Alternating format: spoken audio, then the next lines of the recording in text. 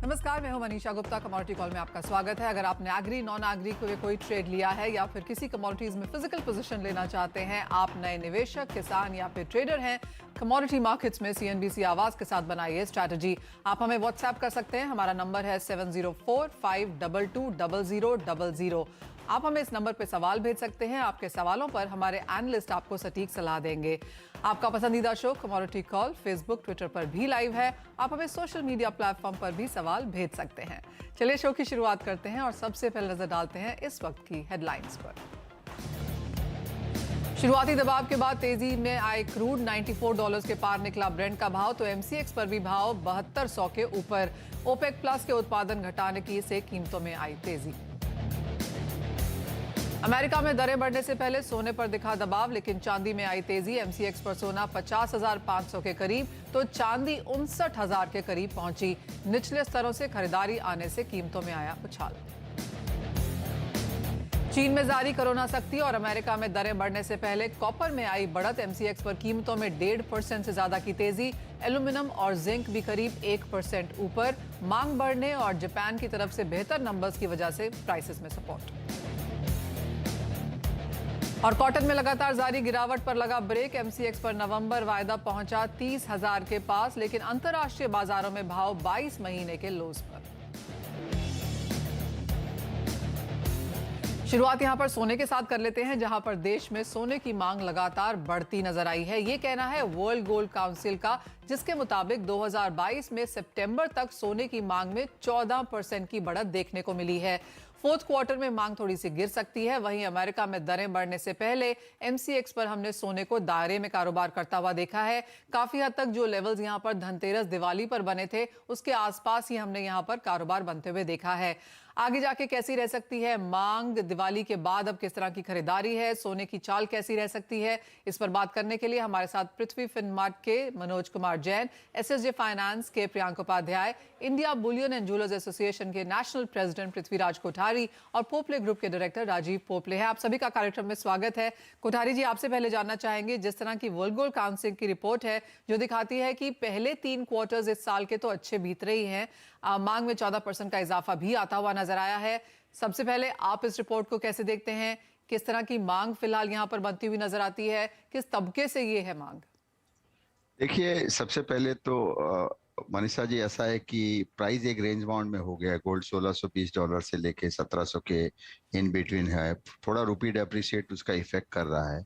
और आपने देखा होगा कि सीजन दिवाली का, धनतेरस का जो सीजन था, और उसके पहले जो भी सीजन रहा, अक्षय तृतीया था, उसके बाद में अभी ये धनतेरस, पुष्य नक्षत्र, हर दिन पे आप देखोगे खरीदारी हर जगह पे अच्छी है। और नो डाउट क्रॉप्स भी अच्छे हुए हैं, बारिश, मानसून अच्छा रहा था, उसका भी अभी खरीदारी रहेंगी। और दिवाली के बाद में अब आप देखोगे मैरिज सीजन स्टार्ट हो जाएगी। और 2 साल कोविड के हिसाब से मैरिजेस काफी लो बजट में हो रहे थे, आधे पोस्टपोन भी हो रहे थे। तो अब जो शादियां हो रही है तो उनकी खरीदारी है। टिल अब मई, जून, जुलाई तक शादियां है। तो मेरे हिसाब से गोल्ड का डिमांड एज यूजुअली रहेगा। ठीक है, प्राइस के ऊपर डिपेंड करता है, बट प्राइस भी रेंज बाउंड ही है। तो मेरे हिसाब से जो डिमांड 1000 टन का लग रहा है वो 1000 टन टच कर लेगा। इस हिसाब से डिमांड काफी अच्छा रहेगा, but is all depend on the prices. अब सबकी नजर है कल के एफओएमसी की मीटिंग की, जो ऑलरेडी 0.75% रेट डिस्काउंटेड हो गए हैं। तो मुझे लग रहा है कि प्राइस अगर रेंज बाउंड में रहता है तो यहाँ पे खरीदारी अच्छी रहेगी। जी, ऑफ कोर्स यहाँ पर ज्वेलर्स से बातचीत होती रहती है। सभी का कहना है कि तैयारी अच्छी खासी है, वेडिंग सीजन की एक्सपेक्टेशंस यहाँ पर काफ़ी बेहतरीन है, तो वो तो एक बाइंग है ही बाजार में। लेकिन अर्बन और रूरल की बाइंग कैसे देखते हैं आप? इन्वेस्टमेंट है या फिर मिलेनियल इन्वेस्टमेंट बाइंग है, ज्वेलरी खरीदारी है? किस तरह से बटा हुआ है फिलहाल ये बाजार? देखिए, अब तो ऐसा कहा जाता है कि जो ज्वेलरी का बिजनेस होता है almost 80%, 75 to 80% plane gold jewellery का बिजनेस रहता है। जस्ट 20% के अंदर में हाई एंड ज्वेलरी होती है, डायमंड ज्वेलरी होती है, फिर बार्स एंड कॉइन का इन्वेस्टमेंट प्रोडक्ट भी होता है। But mostly 75 to 80% plane gold jewellery, जो साउथ की सबसे ज्यादा डिमांड रहती है, प्लेन गोल्ड जिसकी मेकिंग चार्जेस बहुत ही मिनिमम होती है। तो प्लेन ज्वेलरी का डिमांड जो एज इट इज ही है आज भी। अगर आप तमिलनाडु देखो, केरला देखो, तो वहाँ पे प्लेन गोल्ड ज्वेलरी की ही डिमांड है। राजीव, आपसे भी जानना चाहेंगे, वेडिंग सीजन की तैयारियां यहाँ पर काफी ज्यादा हैं। क्या कुछ बाजार फिलहाल देख रहा है, कुछ प्री ऑर्डर्स यहाँ पर हम बनता हुआ देख रहे हैं, कुछ सेंस जो आप फिलहाल यहाँ पर बाजार की लगा पा रहे हैं कि किस तरह की मांग निकल के आएगी? यस मनीषा, जैसे हमने दिवाली में देखा, इनफैक्ट अच्छी पिकअप हुई थी हमारे लिए मार्केट की। एंड दिवाली एक नॉर्मली होती है कि ऑस्पिशियस बाइंग के लिए इम्पोर्टेंट होती है, even for the wedding season. So जिनकी वेडिंग वेडिंग प्लान है दिसंबर जनवरी फरवरी के आसपास में, उनकी भी ज्वेलरी शॉपिंग दिवाली से शुरू हो जाती है। एंड हम देख रहे हैं कि दिवाली खत्म होते ही कंसिस्टेंसी ऑफ डिमांड बरकरार रही है। तो जो ऑर्डर्स आ रहे थे वो अभी भी कंटिन्यू हो रहे हैं as we move ahead, basically for wedding jewellery only.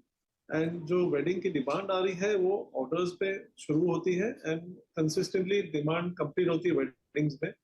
तो ये एक कंटिन्यूस डिमांड आ रही है। और जैसे मिस्टर कोठारी ने कहा, plane gold jewellery is maximum demanded. तो ये एक इम्पोर्टेंट एस्पेक्ट है कि जो हम अच्छी ज्वेलरी की क्वांटिटी देख रहे हैं, तो ये प्लेन गोल्ड ज्वेलरी में काफी आ जाती है। कोठारी जी, एक और चीज जो वर्ल्ड गोल्ड काउंसिल की रिपोर्ट दिखाती है वो ये कि एक तो लेवल्स जो डिमांड है वो प्री पैंडेमिक लेवल तक तो पहुंच ही चुके हैं, यानी कि जो रिटेल इन्वेस्टमेंट डिमांड है वो तो अच्छी है ही। दूसरा बड़ा पॉइंट इस रिपोर्ट में सेंट्रल बैंक की खरीदारी को लेकर है। उन नंबर्स को कैसे पढ़ते हैं आप? देखिए, जब भी प्राइस अगर आपने देखा होगा 1600-1650 के आसपास आ जाते हैं तो सेंट्रल बैंक की बाइंग आ जाती है। नो डाउट इन्फ्लेशन फियर है सबसे बड़ा आज डेट में। अगर फियर देखा जाए तो इन्फ्लेशन फियर है। धीरे धीरे मार्केट में लिक्विडिटी टाइटनेस भी आ रही है। करेंसी का फ्लैक्चुएशन काफी, आप देखो तो बहुत सी जगह पे जैसे टर्की में है, करेंसी फ्लैक्चुएशन 45% पर एनम का प्रीमियम है। तो उस हिसाब से करेंसी फ्लैक्चुएशन इतनी होनी, वहाँ पे गोल्ड का $23 चल रहा है। जैसे गल्फ कंट्री के अंदर दुबई जैसे कंट्री में भी 10-10 12-12 डॉलर गोल्ड के प्रीमियम हो गया। गोल्ड की हर जगह पे शॉर्ट सप्लाई भी है। तो इस हिसाब से इंडिया के अंदर भी उसका इफेक्ट पड़ता है। तो मेरे हिसाब से कि गोल्ड की जो सप्लाई और ये है उसके हिसाब से थोड़ा इफेक्ट, लिक्विडिटी क्राइसिस तो है अभी फिलहाल। धीरे धीरे आप अगर देखोगे जैसे जैसे इंटरेस्ट रेट बढ़ते जा रहे हैं, अपने यहाँ पे भी बढ़ रहे हैं, तो उसका धीरे धीरे इफेक्ट आपको हर कॉमोडिटीज पे है, रियल एस्टेट पे है, बेस मेटल में, सबको आपको धीरे धीरे इसमें देखने को मिलेगा। कोठारी जी, ऑफ कोर्स सोने की खरीदारी तो यहाँ पर है ही। चांदी इवन बेहतर ट्रेंड यहाँ पर दिखा रही है। रिकॉर्ड इंपोर्ट्स की इस साल में बात की जा रही है। 8000 टन हम क्रॉस कर चुके हैं। 10,000 टन की बात की जा रही है। यहाँ पर किस तरह की मांग है और यहाँ पर किस तरह के प्राइसेस देखते हैं आप? देखिए, सिल्वर मैंने सबसे मेरा पसंदीदा सिल्वर ही है। मैं हर एक टाइम भी कहता हूँ कि सिल्वर अभी भी उसने परफॉर्मेंस अच्छा किया नहीं है। बट सिल्वर अगर आप देखोगे कि कहीं पे सप्लाई नहीं है। लास्ट हम लोगों ने, आप यकीन नहीं करोगे, 30 cent, 32 cent, 35 cent, 37 cent by air silver मंगाई है। क्योंकि बाय शिप सिल्वर ही नहीं है, लंदन वॉल्ट के अंदर भी सिल्वर लिफ्ट करने वाले लोग भी नहीं है। मतलब इतनी दिक्कत आ रही है कि अपने को आज अगर मैं शिपमेंट का ऑर्डर देता हूं तो 15 दिन 20 दिन के आगे का मुझे फ्लाइट का कंफर्मेशन आता है। मुझे लगता है सिल्वर अभी तक परफॉर्म किया नहीं, बट आप बहुत जल्दी आप देखोगे सिल्वर आपको 6 डिजिट के अंदर देखने को मिलेगी। 6 डिजिट के अंदर, ओके। यानी कि अच्छी खासी तेजी की उम्मीद यहाँ पर है। राजीव, अगर हम मार्केट्स देखें, जो बायर्स हैं, तो क्लियरली गोल्ड, सिल्वर, प्लैटिनम, हम डायमंड्स यहाँ पर सभी जगह बाइंग आता हुआ देखते हैं। कहाँ पर झुकाव ज्यादा है फिलहाल क्राउड का? Plain gold jewellery of course first demand आती है and then is diamond jewellery. Diamond jewellery जैसे हाई एंड में ज्यादा जाती है। एंड जैसे हम देख रहे हैं वेडिंग की है, तो वेडिंग रिंग्स एंड सॉलिडेयर्स के ऊपर काफी झुकाव आती है। So basically wedding centric jewellery ही डिमांड हो रही है एज ऑफ नाउ। ऑलराइट, तो वेडिंग की ज्वेलरी है जहां तक फिजिकल मार्केट्स की बात है, और जहां तक इन्वेस्टमेंट की बात है, यहाँ पर चांदी की बात की जा रही है। कोठारी जी, ईटीएफ्स में हमने हल्का सा रिडेम्पशन सोने में तो यहाँ पर बरकरार देखा है, लेकिन चांदी ईटीएफ एक और ऐसा प्रोडक्ट है जहां पर हमने इंटरेस्ट बनते हुए तो जरूर देखा है। किस तरह की ग्रोथ आप वहां पर देखते हैं, और क्या ये एक और एवेन्यू निकल के आ रहा है बाइंग के हिसाब से? देखिए, सिल्वर ईटीएफ के अंदर आपने देखा होगा गोल्ड का रिडम्पशन हो रहा है और सिल्वर का क्रिएशन हो रहा है। ये बहुत अच्छा प्रोडक्ट है। धीरे धीरे इस प्रोडक्ट, अगर आप देखोगे कि धीरे धीरे सिल्वर की बाइंग काफी अच्छी हो जाएगी ईटीएफ के माध्यम से। हम लोग काफी टाइम से प्रयत्न कर रहे थे कि सिल्वर का ईटीएफ आना चाहिए, क्योंकि हर एक को, जिसको भी इन्वेस्ट अगर सिल्वर में करना है तो is a too difficult physical move करना, लेके जाना। तो ये सिल्वर ईटीएफ जो अभी धीरे धीरे जो स्टार्ट हुआ है, तो अब बहुत से एएमसी और भी आ रहे हैं सिल्वर ईटीएफ को लेकर। तो मुझे लगता है सिल्वर ईटीएफ धीरे धीरे तकरीबन 1 साल का 1000 से 1500 टन का उसका खुद का क्रिएशन हो जाएगा सब मिला के। तो आप राय यही देते हैं कोठारी जी कि एक्यूमुलेशन लेवल्स हैं, एक्यूमुलेशन का समय है ये सोने चांदी दोनों के ही लिए? यस, बेटर है अगर आप 100 रुपया अगर आपके पास है तो 70 rupees put on silver and 30 rupees on gold. All right. तो खरीदारी की राय यहाँ पर है, एक्यूमुलेशन लेवल्स हैं, ऑफकोर्स बहुत बुलिशनेस यहाँ पर चांदी में है, सारे सारे फंडामेंटल्स भी यहाँ पर काफी सपोर्टिव हैं। बहुत शुक्रिया कोठारी जी। पोपले राजीव, बहुत शुक्रिया साथ जुड़ने के लिए, तमाम सोने चांदी के पहलुओं पर यहाँ बात भी करने के लिए। हमारे एक्सपर्ट्स भी हमारे साथ यहाँ पर हैं, मनोज जी और प्रियांक। मनोज, आपसे पहले जानना चाहेंगे आपका क्या व्यू है सोने चांदी में, और आप अपना 100 रुपये कैसे लगाएंगे? नमस्कार मनीषा जी, बिल्कुल मैं भी कोठारी जी से इत्तेफाक रखूंगा। सिल्वर में मैं ज्यादा बुलिश हूँ गोल्ड के मुकाबले। सोना हम देख रहे हैं कि काफी समय से एक दायरे में बना हुआ है और $1700 यहाँ पे काफी स्ट्रॉन्ग हर्डल्स बने हुए हैं। लेकिन सिल्वर में जिस तरह से जो इंडस्ट्रियल डिमांड आगे बढ़ रही है, वो डेफिनेटली यहाँ पे आउट परफॉर्मेंस दिखाती हुई नजर आएगी चांदी में सोने के मुकाबले। तो सोने में यहाँ पे जो आगे जो रैली आएगी वो ज्यादा आएगी गोल्ड के मुकाबले। तो यहाँ पे 2/3 जो इन्वेस्टमेंट है वो चांदी में रखना चाहिए, 1/3 गोल्ड में रख सकते हैं। और सिल्वर में हमारा मानना है कि नेक्स्ट जो बुल रन स्टार्ट होगा तो यहाँ जो हमने हाइज बनते हुए देखे थे प्रीवियस 2011 की अगर बात करें तो इंटरनेशनल मार्केट में हमने $50 तक जो है सिल्वर को जाते हुए देखा था। और अभी हम देख रहे हैं कि लगभग $20 के आसपास जो है हम यहाँ ट्रेड कर रहे हैं। उसके बाद रुपी का डेप्रिसिएशन भी पिछले सालों में काफी रहा है।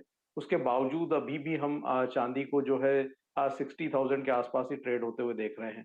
तो अगर यहाँ पे जो प्रीवियस हाई को भी अगर टेस्ट करने इंटरनेशनल मार्केट में कीमतें आती है, तो बिल्कुल जो कोठारी जी बोल रहे हैं कि 6 डिजिट में चांदी की कीमतें आती हुई नजर आएगी, तो बिल्कुल वो संभावित है, उसमें कोई दो राय नहीं है। तो सिल्वर में आउट परफॉर्मेंस ज्यादा देखने को मिलेगा सोने के मुकाबले।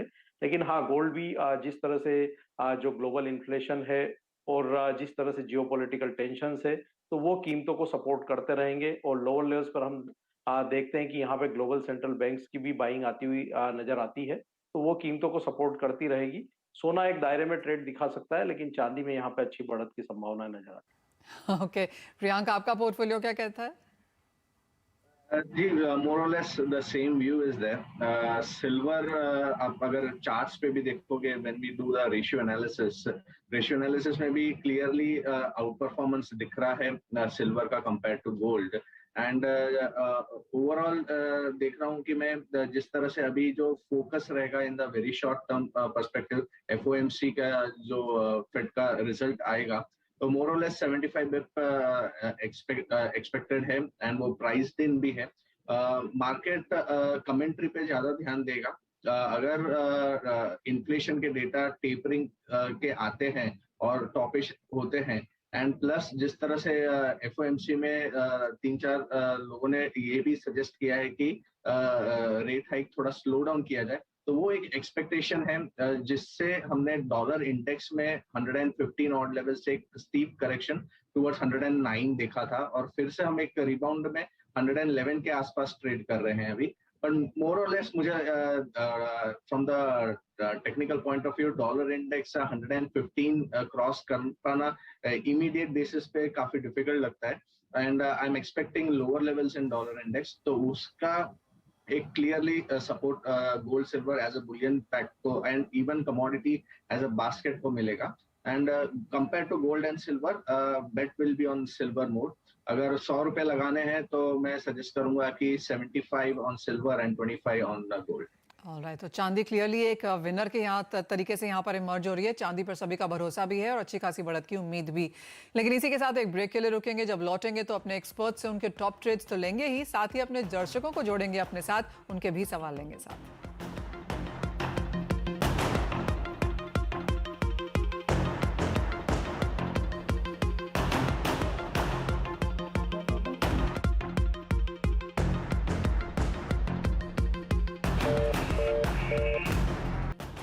कमोडिटी कॉल में आपका स्वागत है। अपने दर्शकों को जोड़ने का समय भी है और सबसे पहले हिसार हरियाणा से हमारे साथ अरविंद जी फोन लाइन पर मौजूद हैं। नमस्कार अरविंद, क्या है आपका सवाल? मैम, मेरे को मस्टर्ड का और कपास का रेट पूछना था कि फ्यूचर में क्या ट्रेंड रहने वाला है। ओके मनोज जी, सरसों और कॉटन दोनों में ही उठापटक जारी है। कॉटन में तो बहुत बड़ी मुनाफा वसूली के बाद आज कुछ खरीदारी लौटती हुई नजर आई है, लेकिन एक नियर टर्म फ्यूचर में अरविंद जी जानना चाहते हैं कि क्या ट्रेंड्स रह सकते हैं।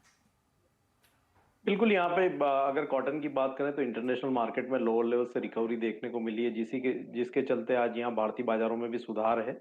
खबरें ये भी आ रही है कि शायद जो चाइना में जीरो कोविड पॉलिसी है, वहाँ पे जो रिस्ट्रिक्शंस है वो कम हो सकते हैं, उसके चलते भी कीमतों में सपोर्ट्स देखने को मिले हैं। काफी ओवरसोल्ड जोन में थी कमोडिटी, तो एक यहाँ पे बाउंस जो है वो कीमतों में देखने को मिल रहा है। अभी बड़ी तेजी की गुंजाइश नहीं है, लेकिन जिस तरह से यहाँ पे रिकवरी आती हुई नजर आई है, तो एमसीएक्स कॉटन अगर नवंबर कॉन्ट्रैक्ट की बात करें तो एक बार यहाँ 30,000 के ऊपर अगर कीमतें निकलेगी तो फिर 31,500 तक के स्तर भी जो है वो दिखा सकती है। तो लोअर लेवल से रिकवरी देखने को मिली है, तो ये जो है थोड़ी रैली एक्सटेंड हो सकती है 31,000 तक। वहीं अगर ऑयल सीड्स की बात करें तो यहाँ भी इंटरनेशनल मार्केट में अच्छी मजबूती है, और उसी के इनलाइन भारतीय बाजारों में भी सुधार देखने को मिल रहा है। ऑयल सीड्स की जो मजबूती है वो ज्यादा टिकाऊ लगती है बजाय कॉटन की तेजी के। तो ऑयल सीड्स में यहाँ पे मजबूती आगे बनी रह सकती है, और वहां पे जो पोजीशन है उसको होल्ड करके रखा जा सकता है। ऑलराइट, तो ये दोनों ही कमोडिटीज पर राय है, लेकिन आगे बढ़ते हैं और एक ईमेल आया है वो पढ़ लेते हैं। पटना से रामवीर जी लिखते हैं कि चांदी के 2 लॉट इन्होंने खरीद के रखे हुए हैं 58,360 के लेवल्स पे। प्रियांक, क्या करने की राय है?